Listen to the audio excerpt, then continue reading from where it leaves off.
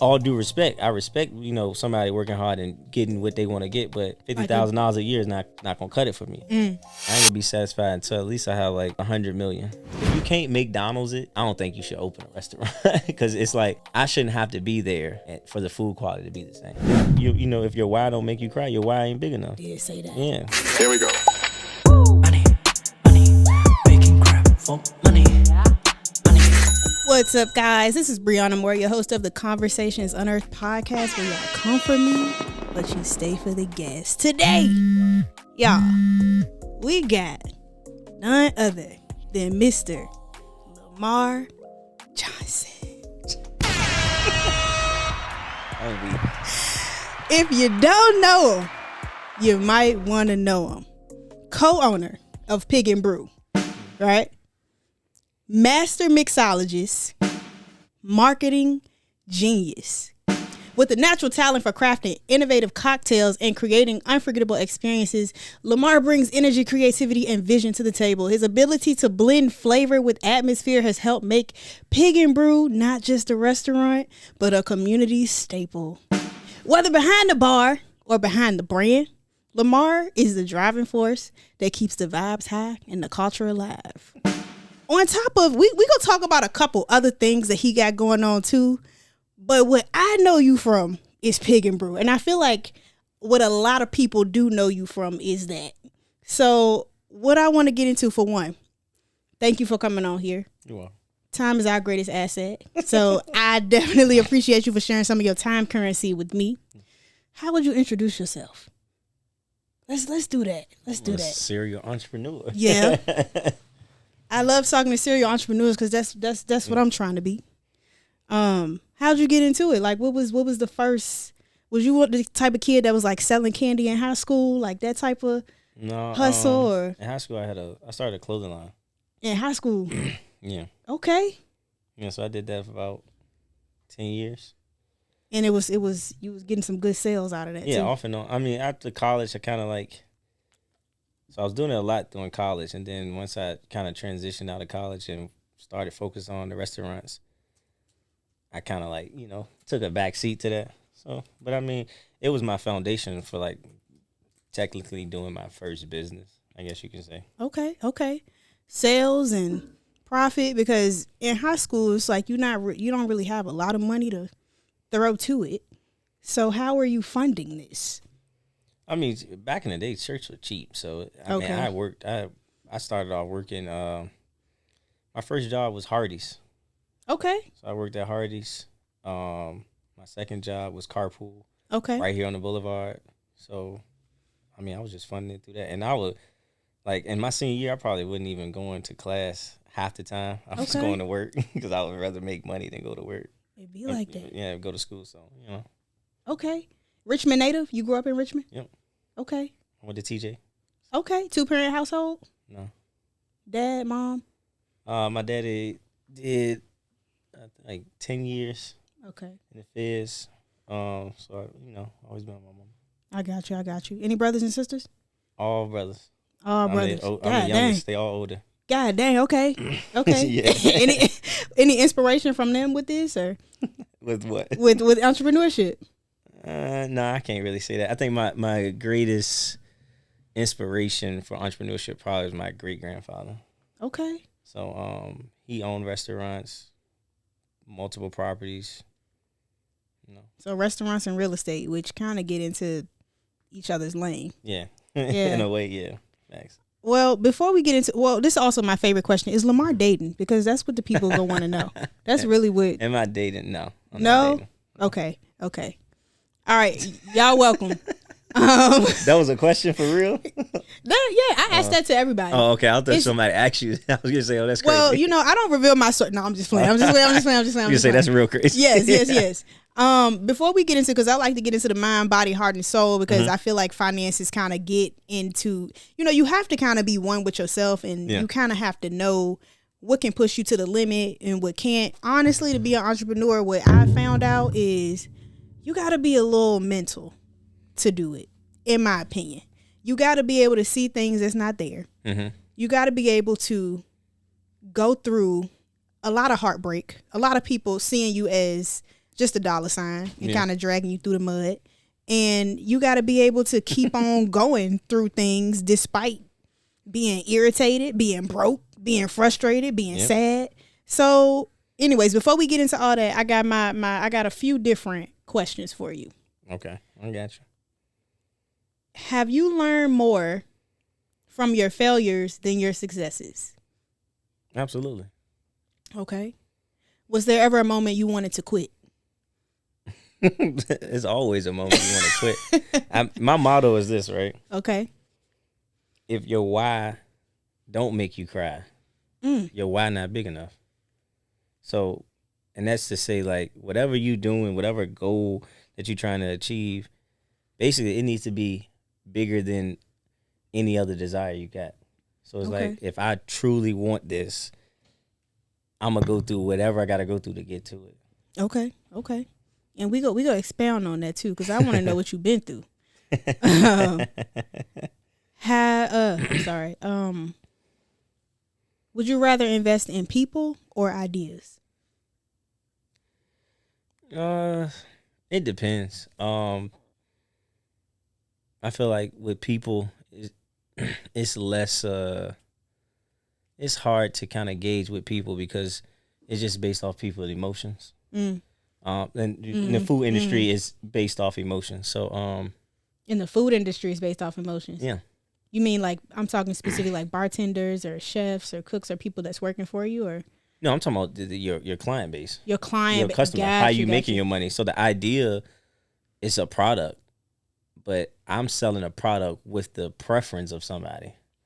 Gotcha. So it's like, everybody wants bread, but it's different brands of bread. So it's still a product. But with this, it's like, with restaurants, it's like, oh, I want my collard greens to taste like my grandmother's. So it's the emotion behind it. Instead of like, man, what's the cheapest bread? Because nobody really cares about what bread they get. It's like, you getting wheat.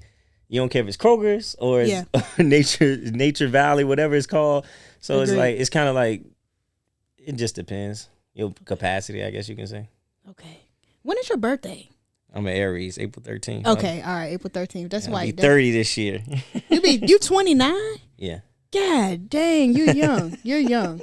Do you feel like Richmond's food and drink scene gets the respect it deserves? From Richmond, no. Not from Richmond. From the people in Richmond, no. But statewide, Richmond is a pillar for restaurants because, I mean, we're second in restaurants per capita. So basically, for the amount of people we have one of the highest restaurants based on the number of people we have. So like, as far as like the number of them. So New York's number one, we're two. Oh, I didn't know that. Yeah. On the East Coast. As far as like, and you're talking about ratings, like the taste? No, so like how many we have. Oh, how many? So based on the amount of people, the population we have so many restaurants. And I think it's like 300 just in Richmond alone compared to 200 and some thousand people. Wow. Yeah. And I saw one time that we won, like it was some award. It was like, it said Richmond was like one of the top 10 places in the world to come eat. Is what the article said? I'm pretty sure it's pretty high. Like I said, I feel like we don't get the credit from inside our own, like from our own people, but Food Network's always here. Yep. I mean, cooking shows always here. It's like, it ain't like we ain't getting the recognition from the outwards, but it's like we just don't pay attention to that. Like Mike Lindsay's I think he is the number one Black food group for like how many restaurants he has. Like nobody give him credit for that. Don't be upset, but I don't know who that is. Mike Lindsay, he owns M&L Steak, Lily Pearl. For real? Okay.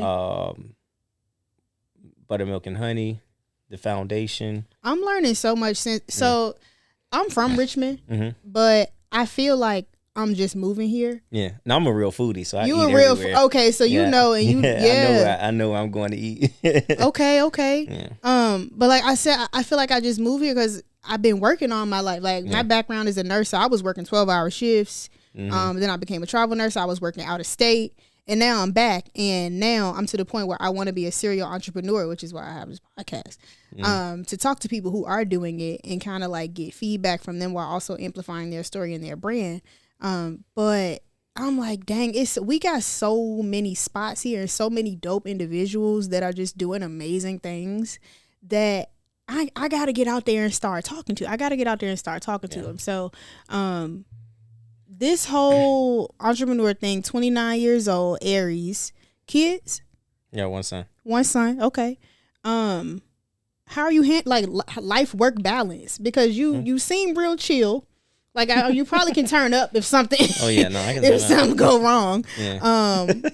But how are you doing all of this, and then you have the nonprofit, and then you have another restaurant, the Hibachi spot. Mm-hmm. You got a lot of things going. How's your hands in so many pots? How are they? I mean, that's what I asked for.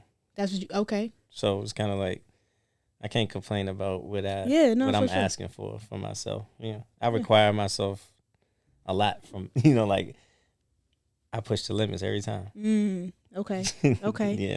And let's talk about paying yourself. Mm-hmm. Because I've spoke with a few people who I saw you just had Harlem Blues up here, yeah. Really successful restaurants in Richmond.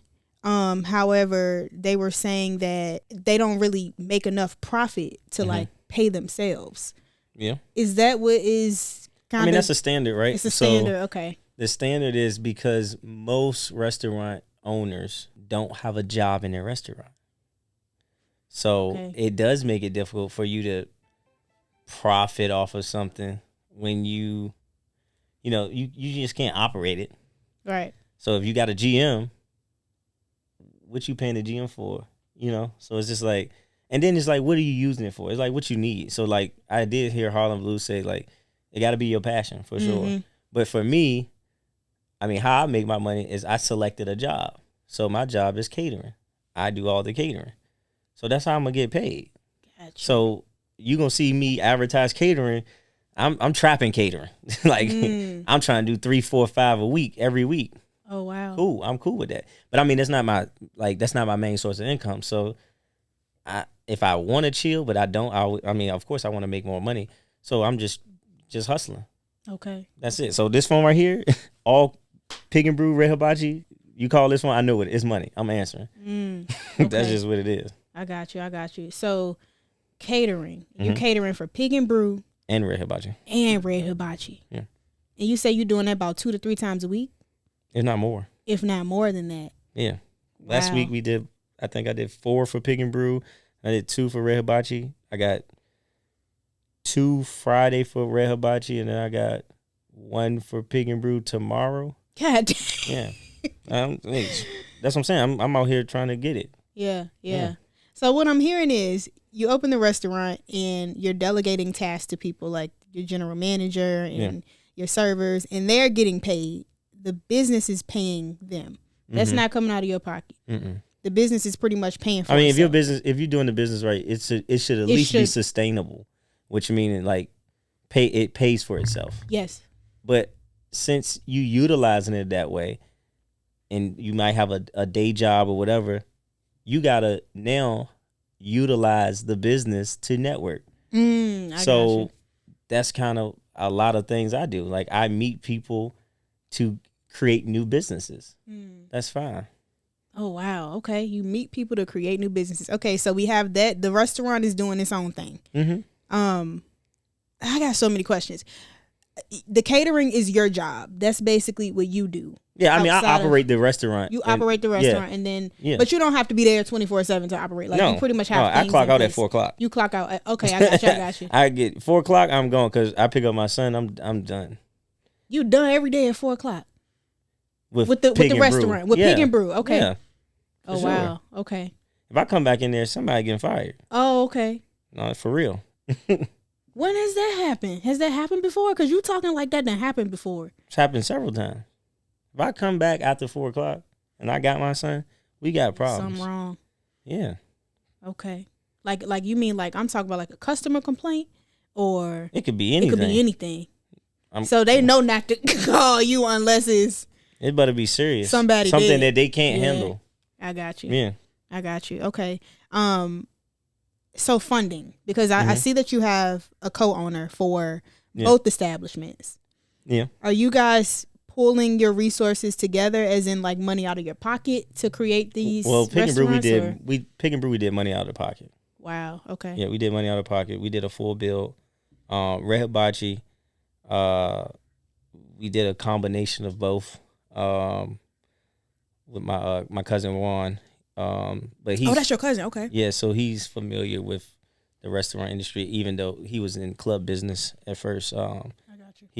He owned Plush and Main Stage at one point. Oh, nice. Okay. Yeah. Okay. You know what? I'm sorry. I'm kind of going all over the place. When somebody else was here, they said that they wanted more things like a Plush or like a lounge. They wanted more of them in Richmond. But from what I'm seeing, they don't last too long. Because they focus. So when people say lounges, and don't get me wrong, I'm all for the turn up. But the law that we live under in Virginia, you have to sell food. So it's not DC, it's not Atlanta, it's not when we go out, when you go out of town and you like, they don't got no food, but they can sell liquor. So what happens is you only the party vibe. So people not coming there to eat. So then you're getting in trouble with ABC. First of all, you got people in there drunk, no food. Yeah. That's a bad combination anyway. And then if your food not good, it's like they not coming throughout the day. So it's like it's only a couple people I know that got great food and great party atmosphere. And like people might hate it, but my aunt Colleen, she's probably the best to do it. Shout out to Colleen. Jackie's got good food and a good party atmosphere. You don't have to worry about it. So Colleen what is she to Jackie's? She's the owner. She's the owner of Jackie. Okay. Yeah. I don't know why I thought the owner name was Jackie. For some reason. I think that's her mom's name. Oh, that's her mom's name. Mistaken. Yeah. Okay. Yeah, Jackie's they be lit up in there. They be lit. That's what I'm saying. But it's like nobody want to do it that way. Everybody want to do the bottle popping. And then it's like it's limited too. It's like, all right, if we doing bottle popping, are y'all gonna pay the prices that is needed to to keep the business sustainable? Yeah. Most y'all finding a deal. Yeah. Like you don't go to DC and ask for, a cheaper price. So it's like I'm gonna put the money into it. It's gonna cost you the DC price. It's just real. Yeah.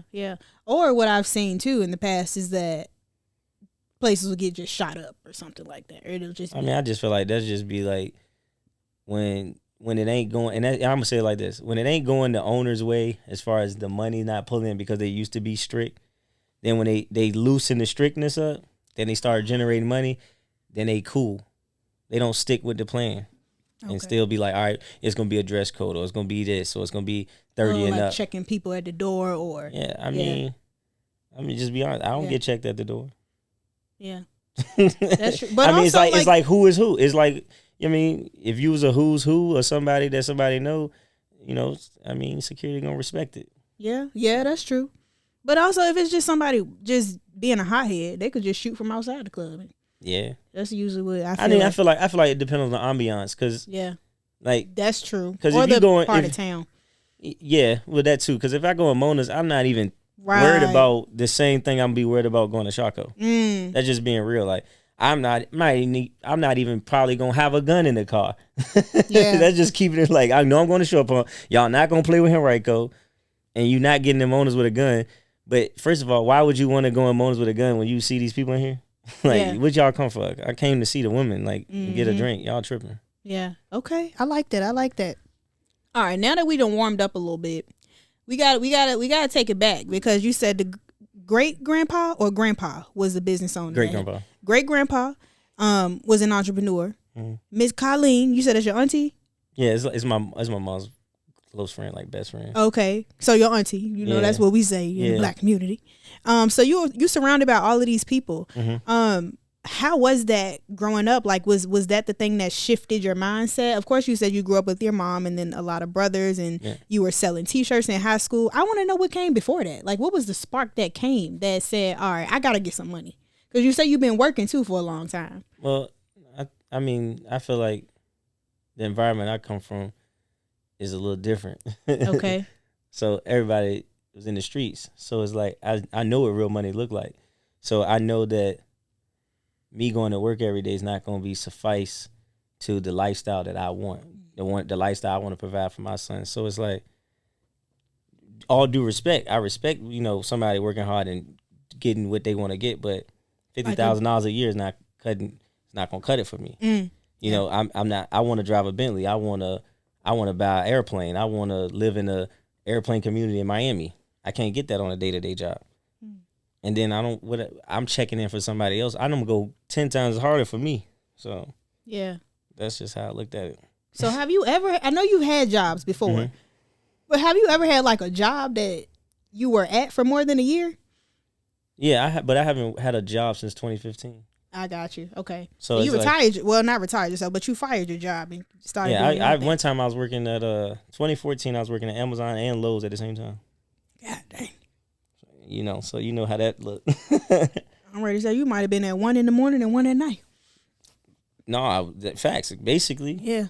Or as soon as I get off, I'm going straight to Lowe's. That's what I was doing. So, but it's like after a while, like you draining yourself. Yeah. It's like it's a point to, all right, is this gonna continue? Like the math not mathing to me. Yeah. So I go off math too. Like 1 + 1 is always gonna equal 2. If that's not equating to the goal, it's not aligned with my goal, then I shouldn't keep doing it. Okay. So did you go to college at all, or that wasn't? Yeah, I went to ODU for 3 years. Okay. Yeah. What'd you go for? I originally went for civil engineering because in high school I took a STEM program for 4 years, and several of the years I won like regional awards for civil engineering, architectural design. But when I got to ODU, I started that, and it's still like a passion of mine, but it's just like I start seeing the numbers. I was like, I'm paying $40,000. I'm gonna make $45 coming out of college. That's not gonna make sense. For engineering? Like civil engineering entry, like now is different. Yeah. But this is like 2014, 2013. It was like, it's not making sense. So then I switched to business management. Okay. Yeah. Okay. So we didn't graduate. You just was like, I'm done with this. I didn't graduate because, and I'm a smart ass, so I'm an asshole at heart. Okay. Me and my business ethic teacher got to arguing, and oh Lord. she told me, she basically tried to put me out of class, and I was like, well, I ain't learning shit anyway. Yeah. Because it's like, you teaching me business, you don't own a business. And she was like, well, don't come back. I was like, that's okay, cool. But it's like, you can't teach me something that you don't have. You reading a book just like I'm reading a book. So shit, for all that, I can go give me an online course and do this shit for, instead of paying you $3,000 a semester, I might as well just pay $1,500 and go look at one of these gurus and figure it out. You told her that to her face or him? Yeah, it was a lady. She put me out, and I could never come back. And this was like, it was second semester 20, and this kind of like solidified me not going back either. I think this is 2017 spring, and it was probably like, it probably won't even be like February. I couldn't come back to that class. And this is like a 400 level class. I'm about to say you had 1 year left. You had done 3 years. I still ain't had the credits though. Okay, I got you. I ain't gonna lie. I still ain't had the credits. I still ain't had the credits. I mean, look at you now. The thing is, I totally resonate with that story because I feel like I bought into the dream that the United States of America sold me. Go to school, get good grades. Go to college, get a good job. Work for X amount of years, retire at 65. I'm like, dang, what's in between that? Because for me, I don't have any kids. I'm not married. So all I did was work. And I'm like, dang, this check gone. I got to go back to work to get it. It didn't feel like it was sustainable for me to keep doing, especially in a field like that. COVID hit. Let me tell you something. I tell people, this is a secret. I tell people that COVID burned me out. I was burnt out before COVID. Like I was trying to figure out how to get up out that field before COVID. COVID was the catalyst that put that battery in my back because we were making so much money that's when I was able to start investing and things like that. But shit, it's if you ain't reaped the benefit by now, it's tough. It's tough. It's especially because like, okay, cool, I bought into this dream. But now I don't want to do it no more. So what that mean? I got to go back to school? Like, and that's the bad thing. Back to the drawing board? Exactly. And I be tell like one of my homies, I tried to get him to.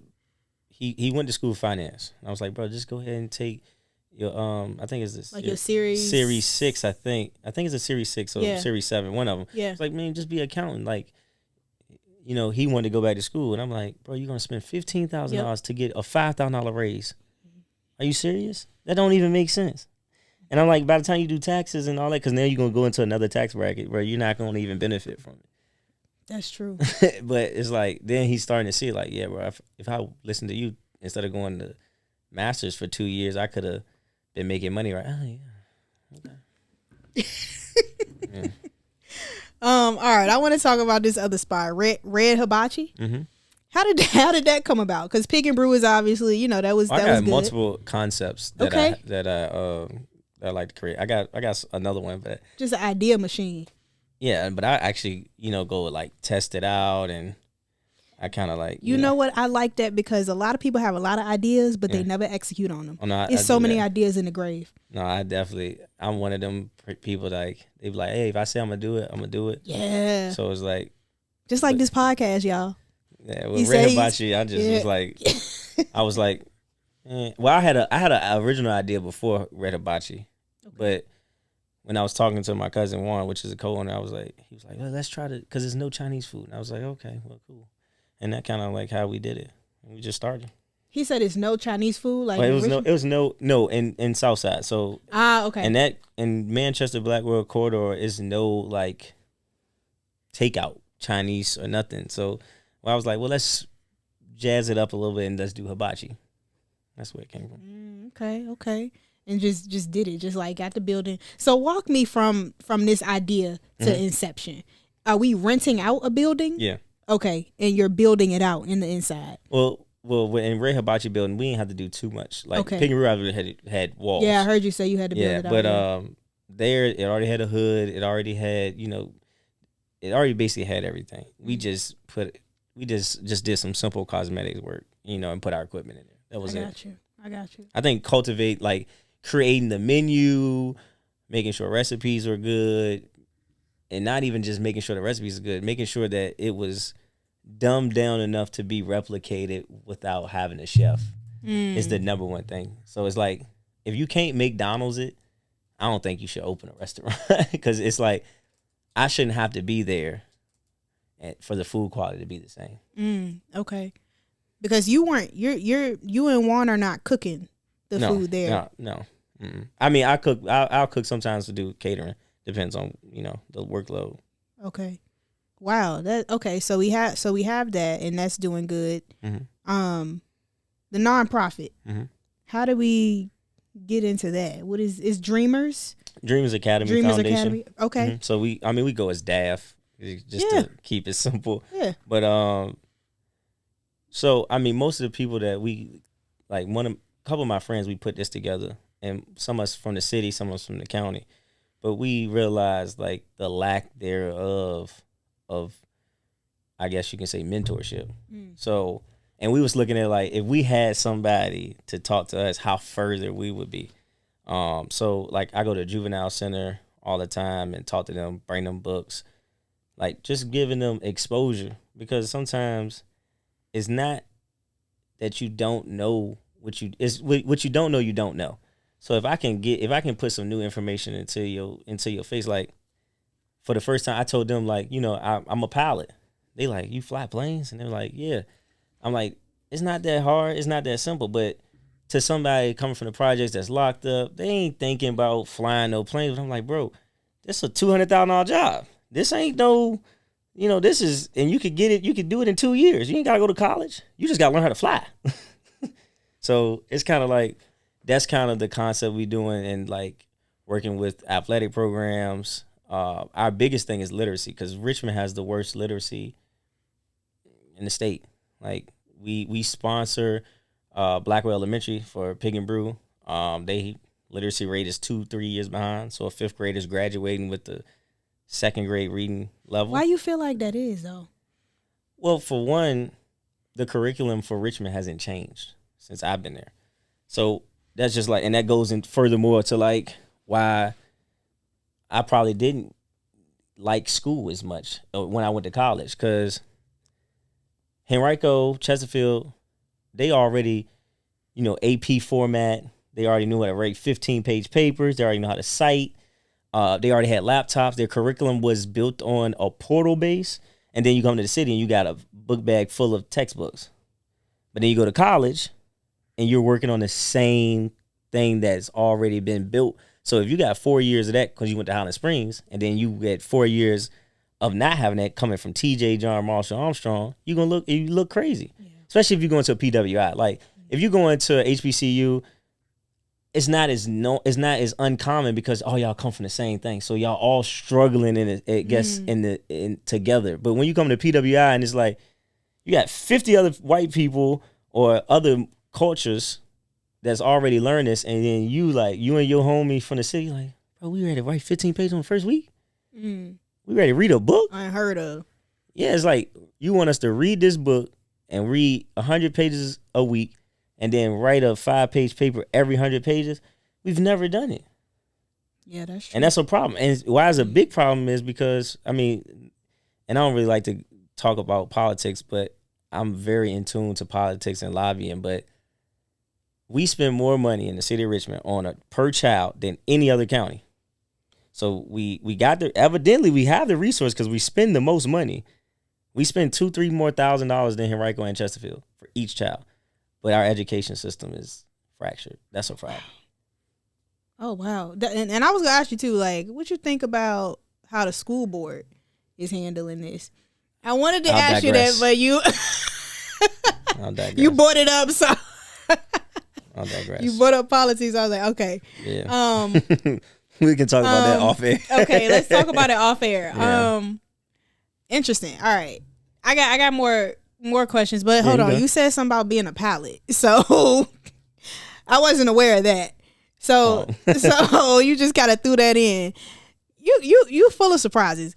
How did you become a pilot? Like what? So like I told you, everything aligned. So okay. With my dream of how I want to live when I guess I'm at a point where I'm not saying I'm not doing nothing, but where everything is moving on its own and I'm just sitting back. Mm-hmm. I want to get on my private jet and fly wherever I want to go. Mm-hmm. I'm not calling somebody and say, "Hey, I'm trying to fly here." No, I'm ready to pull up to the hangar, pull off. Yeah. Plain and simple. So that's just kind of like what it was. But it started in a sense. It started as a business because I want to do like cargo. So I was like, all right, what's gonna be my next job? Like I said, I always try to create a job for myself. So I can create a company and create a job. I feel like I'm more respected if I hire somebody. So the owner's flying himself. So it's like if I hire the next pilot to run my cargo company, you gotta understand the work ethic you gotta have because nigga, I'll get you out that plane and fly my goddamn self. Like and make more money. So I ain't tripping. Yeah. And that's how I carry it with my business in general. That reminded me of something that Nipsey said one time when he was mixing beats because he started as an engineer and then he moved up and it was he said he likes the fact that he started from the fact that he was like a kind of an intern and making beats and doing all of these things because now can't nobody tell him self-sufficient. Can't nobody tell him what they can't do. Yeah. Oh, you can't do it? Move over. I got it. Yeah, don't worry about it. I'll record myself. Yeah. And that's how like you ain't gonna mop the floors? Okay. Got you. You can go. Yeah. You can go and I'll do it. Okay, so do you follow Lil Duval at all? Yeah, I know him. You do? I did see a picture of you with him. And the reason why I asked that is because he flies too. Yeah. We talked about it a couple times. That's crazy. My uncle Jay Ski is his VP. Okay. So he's like the opening person for him when they go on tour and stuff. Oh, that's lit. Yeah. Okay. Yeah, I saw Duval on the Breakfast Club talking about him flying a plane. It was like this was around the time when that plane had crashed. He could easily get his license. He probably just don't have it. I don't know why he don't want to do it. He probably don't want to take the test. But he got a pilot. He got a personal pilot. So it's like whatever. Well, they was asking him about like why the planes was crashing. And he was like, man, they probably just weren't paying attention because you can see it. Like you can see. No, it's very hard to crash a plane. Honestly, it's very hard to crash a plane. Like I could pull up. I got radar on my phone, so I can tell you where a plane at. Oh my right gosh. now, and we're not even in a. So it's like I can tell you how high it is, what speed it is, where it's going. Yeah. With airlines. Yeah. If it's not an airline, so it's like. And there's so many warning signals, and it's crazy. Hey, look, I don't want. Right, that's what like. We'll leave that alone. We ain't, that's one I'm gonna leave alone too. Yeah.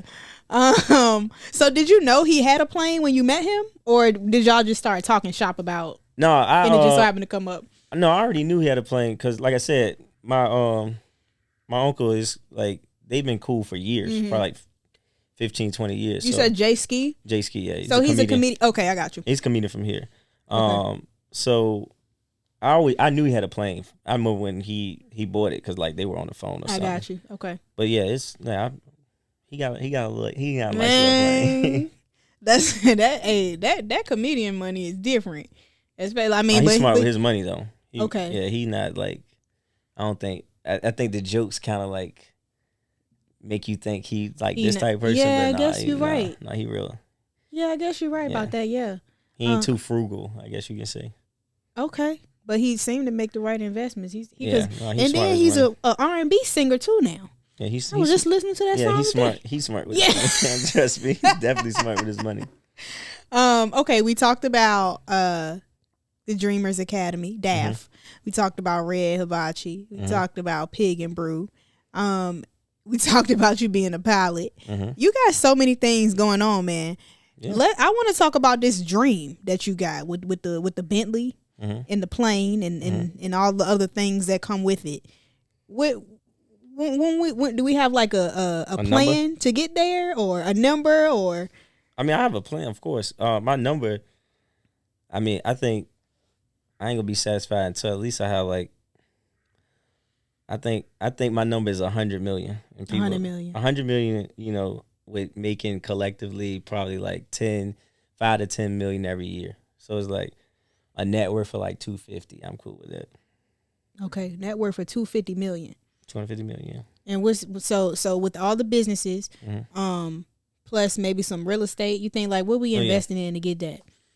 I mean, real estate is the number one thing. That's just number one. Okay. I think eventually I would completely convert and let a tenant like me do the restaurants and all that. Okay. You know, my goal is to do complexes. Like I want 1,000 doors.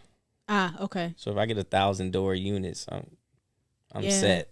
Okay. Do you have any right now, or no? You just working towards it right now? Yeah. Me and my friends, we got an investment company. We've had property. We sold when it was when numbers went crazy right after COVID. So we sold a lot of stuff. Nice. Reinvested. So I just rinse and repeat. That's where I'm at now. I wanted to have my rental properties forever. But then you get into it. But see, rental properties and some people have a different ideology, but the money you're going to generate off a rental property, you have to have so many. So to make it sustainable where you living off of it. Because hypothetically speaking, you got 10 houses, you only making $400 profit. Okay, you got 4,000, but anything go wrong in one of them houses, your 4,000 is hit. So that's why I say I like the doors. The door method is, for the same money you probably paid for them 10 houses, I probably get a 30-unit building. So if I can get a 30-unit building and rent high, so it's like, okay, one bedrooms in the city, 13, 14, 1,500. Okay. Yeah. Okay. I like that. This whole DEI stuff that's going on right now. I guess we can mix that in with the new administration. But one thing that I always say, even before this DEI initiative stopped, before Trump stopped it, I always said I feel like we focus a lot on how much money is going out of the community and not enough on how much is not being poured in. And it can go back and forth. I know Martin Luther King, what I did know is that he recanted his statement of I have a dream. He said he feel like he walked his people into a burning building because when integration hit, then we started pouring our resources back into segregation made the black community self-sufficient. And that's why we never had a Black Wall Street. We never had Black Mall. Black Mall. We never had any of those type of economical communities after segregation. Yep. So, because I feel like, and I think this is a self thing too, we feel like we have to be good enough to go here. Mm-hmm. So it's just like, I mean, and I think we do it in all aspects. So it's like, if we dine here, we're on their level. But it's like, they don't care if we dine there. Why because it's still not gonna be. You're still not gonna be looked at as if you on my level. As equal. And you're not equal because you at Ruth Chris. You're not equal because you got a Louis bag. You're not equal because you got on red bottoms. You're not. Yeah. So it's like a facade. So it's like we have that trauma, that cultural trauma. Yeah.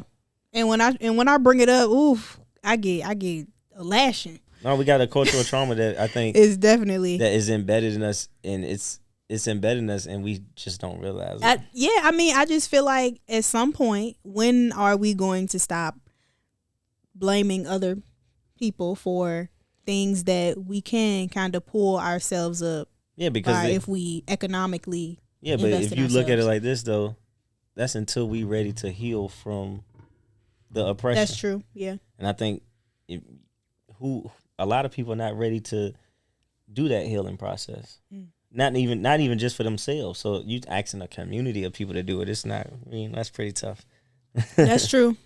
That's true. I mean, at this point, I just want to surround myself with people who are the change that I wish to see, and hopefully I can become that. That's why I love to talk to the owners, and because you got it. I mean, people, they didn't teach you how to do this in school, in high school. Like they said the people that were doing things on their own would fail, or you just didn't have a lot of role models who were entrepreneurs. So like you said, you would go to college and the teacher wouldn't even be doing the thing that they teaching. So yeah, but I mean, to piggyback off of that conversation, my roommate, and this is what really, like, and that's why I kind of had a didn't care attitude. My roommate, his dad was some executive with GM, so General Motors or whatever. Yeah. His mom was a higher up with IBM.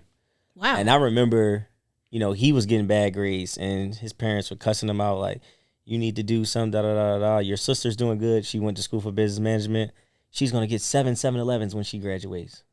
And I don't care what fucking degree you get. Just get a degree. I'll give you one. So I understood that, hold on, I'm doing something wrong. Because if you can give her 7.11s, yeah, I mean, that's how you distribute generational wealth. But so it's like, I can't give you the IBM job. I can't give you the GM job, but I can get you something that's already cultivating, like producing money.